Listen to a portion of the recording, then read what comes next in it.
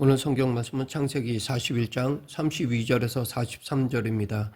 성경은 요셉이 가족으로부터 혼자 떨어져 종노릇할 때에 하나님께서 그와 함께 하셨고 그래서 그를 형통하게 하셨다고 반복해서 말하고 있습니다.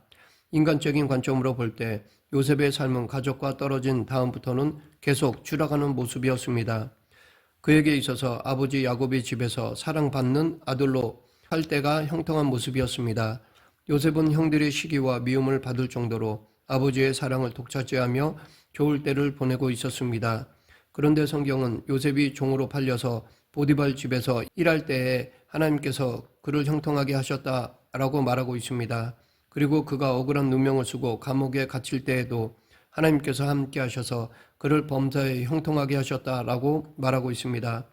형들로부터 팔려 종이 되고 억울하게 누명을 쓰고 죄수가 된 사람을 누가 형통하였다고 말할 수 있겠습니까? 그런데 성경은 그것을 형통이라고 말합니다. 사람들은 흔히 생각할 때 형통은 내가 계획한 일들이 다 잘 되고 다른 사람들보다 많은 것을 소유한 자에게 붙이는 말로 여깁니다. 그런데 그리스도인들에게 있어서 형통은 다릅니다. 내가 어떠한 환경에 처해 있더라도 하나님께서 나와 함께 하심으로 그 모든 장애물을 이겨나가고 나를 통해 하나님 뜻이 이루어지는 것입니다. 시편 139편 7절부터 10절에서 시편 기자는 내가 주의 신을 떠나 어디로 가며 주의 앞에서 어디로 피하리이까. 내가 하늘에 올라갈지라도 거기에 계시며 음부에 내 자리를 펼지라도 거기 계십니다. 내가 새벽 날개를 치며 바다 끝에 가서 거할지라도 곧 거기서도 주의 손이 나를 인도하시며 주의 오른손이 나를 붙드시리이다 라고 하였습니다. 시편 기자는 자신이 어디에 있든지 하나님께서는 그곳에 계시며 그 하나님께서 그를 인도하시고 붙드실 것이라고 고백하고 있습니다. 이러한 자가 형통한 자입니다. 우리에게 대단한 사람이 함께 함으로 형통한 것이 아니라 하나님께서 우리와 함께 하셔서 우리를 붙들어 주시기에 우리가 어떠한 상황에서도 형통한 자의 삶을 살아갈 수 있는 것입니다.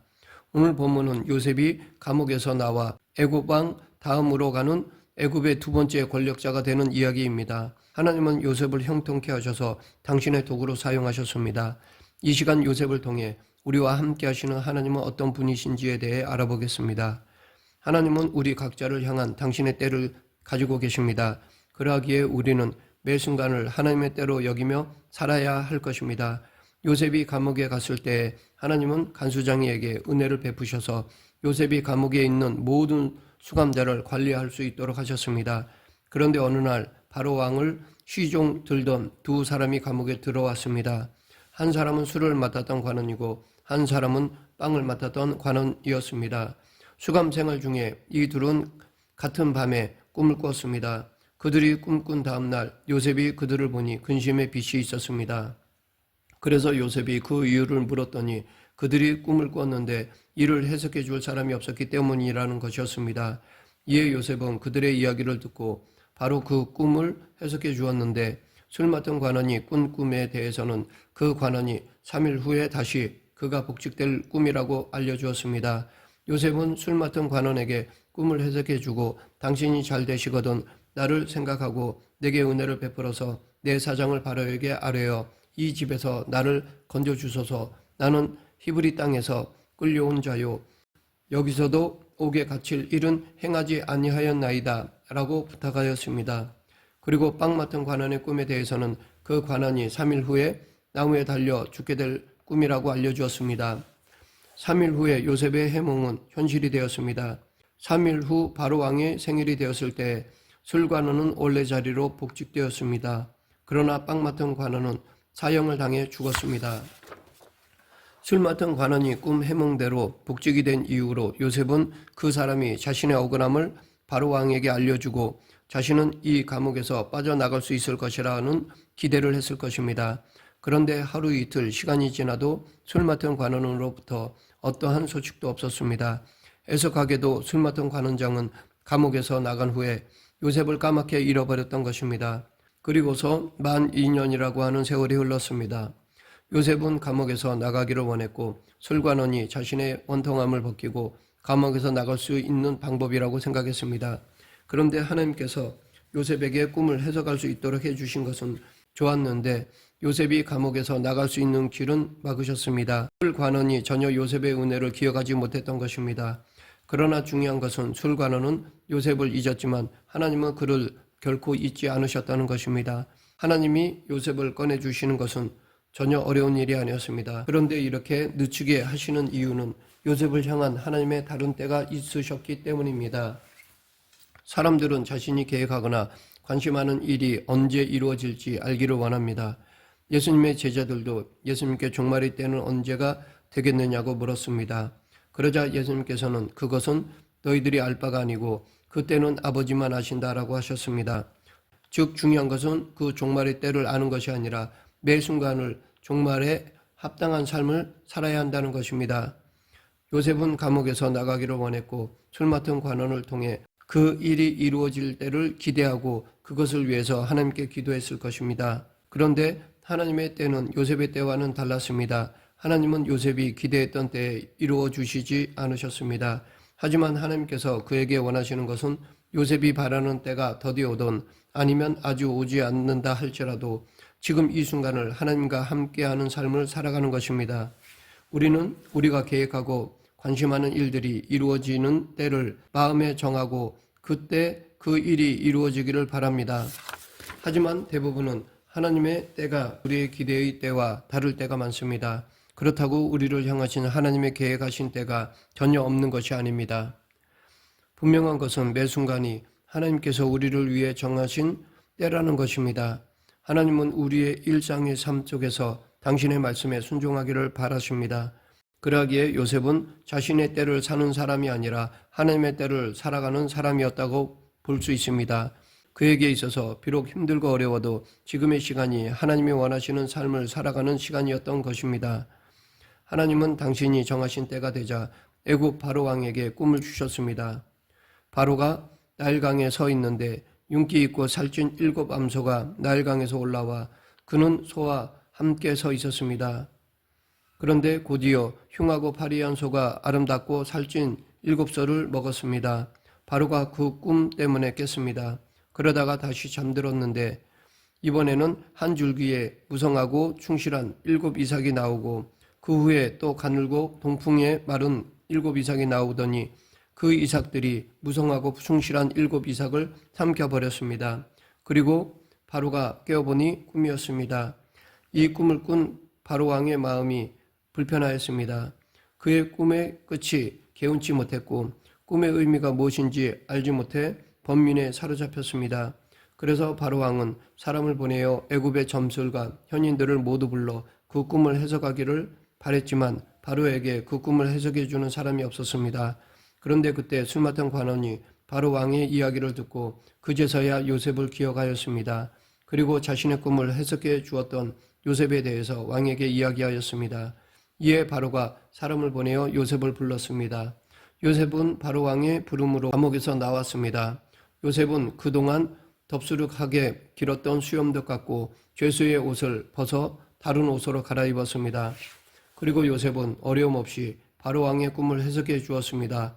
앞으로 애굽에 7년 동안 큰 풍년이 있을 것입니다.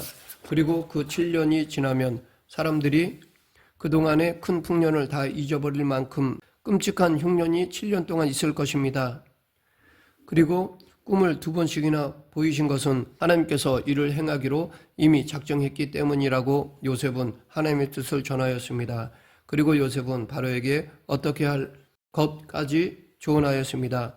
명철하고 지혜 있는 사람을 택하여 7 땅을 다스리게 하시고 7 풍년 동안 곡식을 저장하여 7해 흉년의 때를 대비하시면 땅이 흉년으로 말미암아 망하지 않으리라 라고 하였습니다. 바로는 이 이야기를 듣고 그 일의 적임자를 요셉이라고 지명하고 그를 그 자리에 앉혔습니다. 아무리 꿈을 잘 해몽했다 하지만 그것으로 죄수를 애굽의 총리로 단번에 둘 수는 없는 노릇입니다. 이것은 누가 보더라도 파격적인 임명입니다. 그런데 왕뿐만 아니라 그의 신하들도 이에 동의하였습니다. 그것은 아마도 요셉이 보디발의 집에서와 감옥에서 경험하고 배운 정치, 경제에 대한 지식 때문이었을 것입니다. 바로 왕은 자신이 끼고 있던 인장 반지를 빼서 요셉의 손가락에 끼워 주었습니다. 그 반지는 왕의 손가락에 끼는 반지 형태의 도장입니다. 나라에 어떤 일이 있을 때 최종 결정을 왕이 하게 되는데 왕은 이 인장 반지를 찍어서 그 일을 결정했음을 확인해 주었습니다.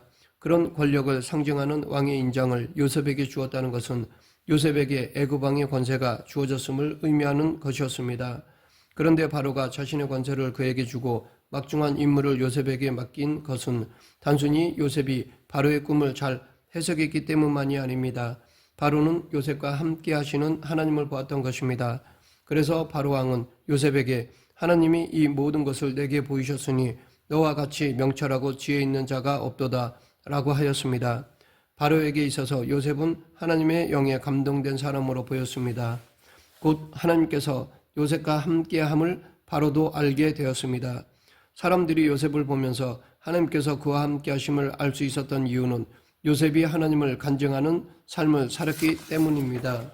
요셉이 감옥에서 술관원의 꿈을 해몽할 때에도 그에게 해석은 하나님께 있지 아니하니이까 청하건대 내게 이루소서라고 하였습니다.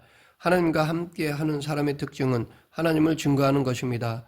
사도 바울은 고린도전서 15장 10절에서 그러나 내가 나 된 것은 하나님의 은혜로 된 것이니 내게 주신 그의 은혜가 헛되지 아니하여 내가 모든 사도보다 더 많이 수고하였으나 내가 한 것이 아니요 오직 나와 함께 하신 하나님의 은혜로다 라고 하였습니다. 이렇게 요셉은 애굽 전체를 흉년에서 구할 무거운 책임을 맡게 되었습니다. 30세 된 요셉이 그 일을 맡기에는 부담이 되는 일이었습니다. 더욱이 애굽이라는 당대 최고의 나라를 다스린다는 것은 하나님의 도우심 없이는 불가능한 일이었습니다. 그런데 한편으로 생각해 보면 하나님께서는 그가 그 일을 할 수 있도록 지금까지 훈련시키고 있었다는 것을 알 수 있습니다. 만약 그가 야곱의 아들로서 함께 있었다면 그 일을 할 수 없었을 것입니다. 하지만 그가 형들에 의해서 노예로 팔리면서부터 앞으로 이 큰 일을 감당하게 하기 위해 그를 훈련시킨 것입니다.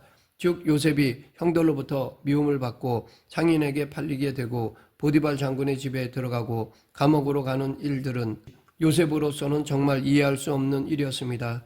하나님께서 그와 함께 하시는데 왜 이런 고난의 길로 인도하시는지 그로서는 모를 일이었습니다. 그러나 하나님은 요셉이 보디발의 집에서 주인의 집의 재산과 사람들을 관리할 수 있도록 하셨습니다.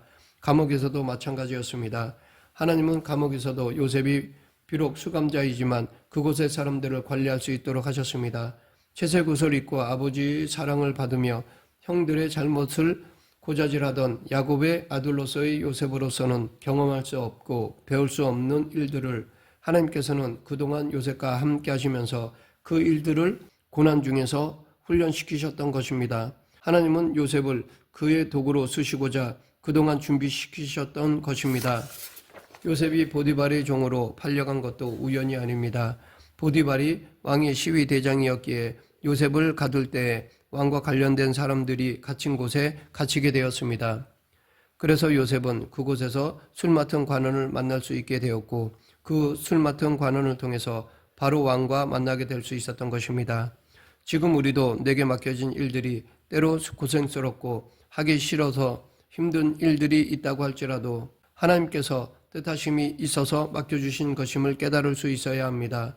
그런데 이러한 일들을 할 때에 요셉이 의지적으로 뭔가를 계획해서 한 것이 아닙니다. 요셉이 스스로 종이 되고 죄수가 되겠다고 결심한 적도 없습니다. 만약 요셉 스스로 애굽의 두 번째 권세자가 될 것을 계획했다고 하더라도 그의 계획으로는 그 일을 이룰 수 있는 방법은 없었을 것입니다. 그런데 하나님께서는 요셉의 동의도 구하지 않으시고 이미 그를 향한 계획을 하셨고 그 일을 이루도록 인도하셨습니다. 요셉이 한 일은 그저 매 순간을 하나님과 동행하는 삶을 살았을 뿐이었습니다. 즉 어디를 가든지 자신에게 맡겨진 일들을 충성스럽게 감당하였을 뿐이었습니다. 이렇게 요셉은 사람에게 충성했다기보다는 하루하루 자신과 함께 하시는 하나님께 충성스러운 자로 살았던 것입니다. 그러하기에 우리가 하나님의 구체적인 계획을 알지 못한다 할지라도 크게 상관이 없을 것입니다. 왜냐하면 우리가 하나님의 말씀대로 하나님과 교제하며 하루하루를 살아간다면 그것이 곧 우리를 향하신 하나님의 계획이 이루어지는 시간들이 되기 때문입니다. 말씀을 맺겠습니다. 죄수였던 요셉은 애굽의 총리가 되어서 애굽을 흉년에서 구하게 될 대단한 일들을 하였습니다. 그런데 정작 요셉은 애굽의 총리가 되기 위해 계획한 것도 없었고 또한 애굽 총리가 될 만한 경력을 쌓아놓은 것도 없었습니다. 하지만 하나님은 그동안 요셉을 준비시키셨고 당신의 때에 당신의 일을 요셉을 통해서 이루어 가신 것입니다. 요셉은 단지 하루하루 하나님과 동행하며 충성스럽게 살았을 뿐입니다. 우리는 요셉과 같이 하나님이 우리를 통해서 무슨 일을 하시려고 하는지 그리고 그 일들을 언제 이루시려고 하는지를 물을 때가 많습니다. 그럼에도 불구하고 우리가 할 수 있는 일은 오늘을 하나님과 동행하면서 살아가는 것입니다. 그리고 지금 처해 있는 곳에서 하나님이 함께 하심을 드러내는 삶을 살아가는 것입니다. 이렇게 우리 모두 하나님과 동행하며 살아가는 성도가 되길 간절히 축원합니다. 기도하겠습니다. 생사와 화복을 주관하시는 하나님 아버지, 한 치 앞을 내다보지 못해도 처음이요 나중 되시는 하나님을 믿고 따름으로 하나님의 뜻을 이루는 그리스도인이 되게 하여 주시옵소서. 예수님 이름으로 기도드립니다. 아멘.